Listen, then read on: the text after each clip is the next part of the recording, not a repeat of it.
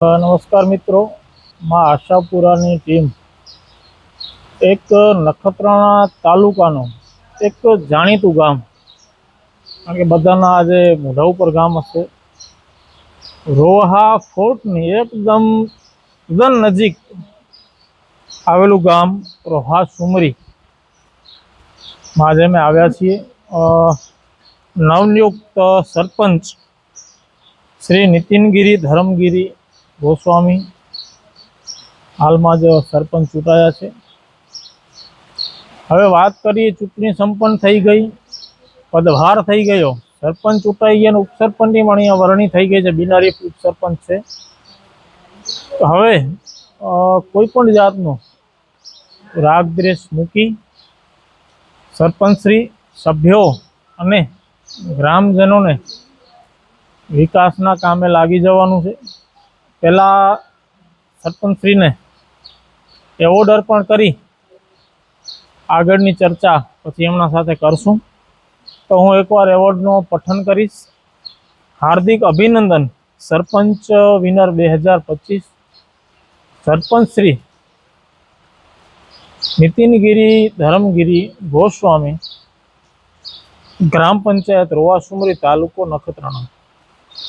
સૌ મતદારો, ટેકેદારો, સભ્યો અને ગ્રામજનોના સાથ સહકારથી આપ સરપંચ પદે ચૂંટાયા એ બદલ હાર્દિક અભિનંદન। આપ ગામના વિકાસ માટે કટિબદ્ધ રહી સૌનો અવાજ, સૌનો સહકાર, સૌનો વિકાસ એ સૂત્રને સાર્થક કરી ગામને રળિયામણું બનાવશો। ચૂંટણી પછી સૌ ગ્રામજનો ગામના વિકાસ માટે સતત કાર્યશીલ બને એ અપેક્ષા। આપનું ગામ સુંદર સ્માર્ટ વિલેજ બને એવી શુભકામનાઓ। શુભેચ્છક કચ્છિયત સાપ્તાહિક, મા ન્યૂઝ અને કચ્છ કલાપી ન્યૂઝ સાપ્તાહિક। આપણે સરપંચશ્રીને એવોર્ડ અર્પણ કરશું।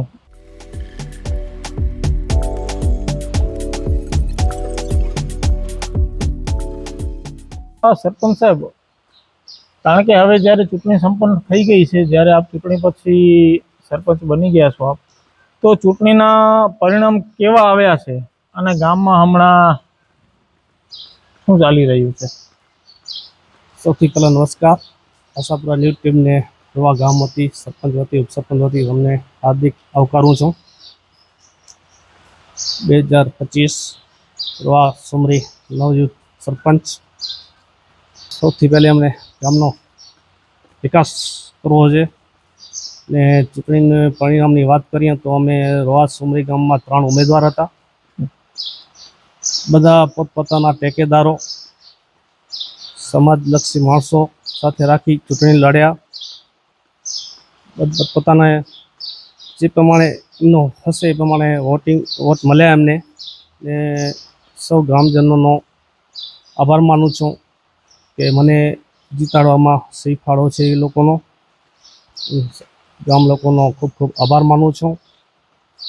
સૌથી પહેલાં મને ગામનો વિકાસ કરવો છે સમગ્ર મારી ટીમને સાથે રાખીને, જેમાં રોડ છે, રસ્તા છે, ગટર છે, શૈક્ષણિક છે, સાથે સાથે થોડીક અમને અહીંયા કને રાશન કાર્ડ, કેવાયસી માટે આધાર કાર્ડ છે, એ ઘણી તકલીફો છે, એના માટે પણ અમે કેમ્પ યોજવાના છીએ।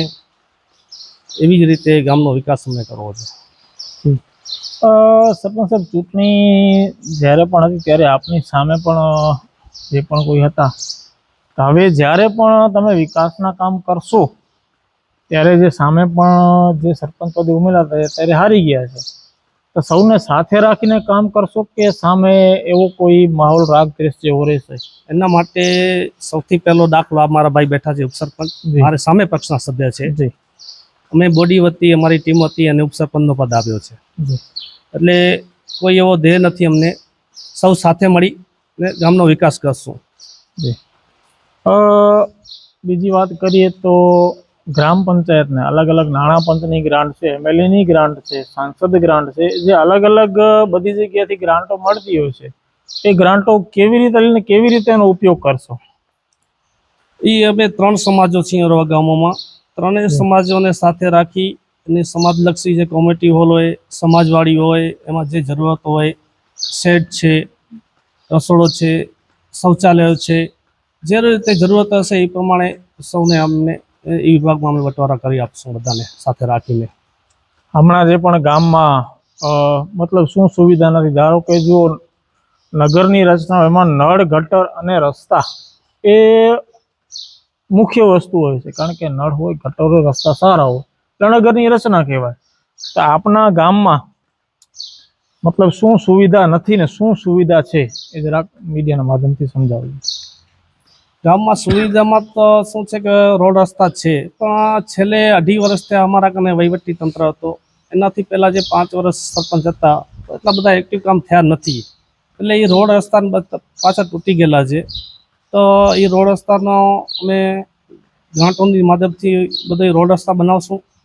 ક્યાંક ક્યાંક ગટર લાઈનોનું કામ છે, પછી રોડ લાઇટ છે, એવા બધા અનેક કામો છે, એના ઉપર પૂરતું ધ્યાન અમે આપશું. ગામમાં મતલબ બીજું રોજગારી માટે અત્યારે નવજવાનો, કારણ કે આપની ગામની વસ્તી પણ સારી છે, અત્યારના જે યુવાનો છે રોજગારી માટે ક્યાં જવું પડે છે એમને? જે આજુબાજુ વિસ્તાર, વાડી વિસ્તારોમાં છે ત્યાં બધા મજૂરી વર્ગથી પોતાનું ગુજરાન ચલાવે છે. બાકી આજનો યુવા વર્ગ જે શિક્ષિત છે એ ભુજ, નખત્રાણા, ગાંધીગામ એવી રીતે બહાર જાય છે અને ત્યાં બધા રોજગારી મેળવે છે. જી, તો ગામમાં અમે પહેલાં પણ કીધું છે કે બિફોર અને આફ્ટર, કારણ કે આપણા ગામના હમણાંના ફોટા, હમણાં કેવું ગામ છે અને તમારા આવ્યા પછી કેવા વિકાસ થાય છે અને કેવું ગામ બને છે એના પણ તમે ફોટા પાડી રાખજો. અહીંયા ગામમાં તળાવો પણ આવેલા છે, તળાવની હમણાં શું સ્થિતિ છે? તળાવની સિસ્ટમમાં એવું છે કે તળાવની પાળો ઉપર બાવરિયા બહુ છે, ઘણા સમયથી એનો ખાણેતરો નથી થયેલો. તો અત્યારે તો ઠીક છે, તળાવ ઓગની ગયા છે, એટલે આવતા સમયમાં તળાવ ખાલી થશે ત્યારે એની સાફ સફાઈના કામ કરશું.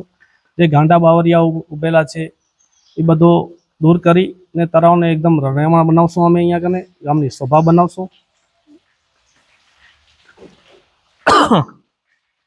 કારણ કે હમણાં જે કચ્છના લોકો છે ને એ સરપંચોના ટકોરા વગાડીને સરપંચ ચૂંટ્યા છે, કારણ કે હમણાં જ સરપંચ આવતા જ વિકાસના કામો ચાલુ કરી નાખ્યા છે. આવા ને આવા વિકાસ કામો સતત થતા રહે અને ગામ વિકાસના માર્ગે જાય. તો પંકજ કબીરા સાથે, વિમલભાઈ સોની સાથે ભાવેશ ભાનુશાલી, મા ન્યૂઝ, રોવા સુમરી, કચ્છ, ગુજરાત.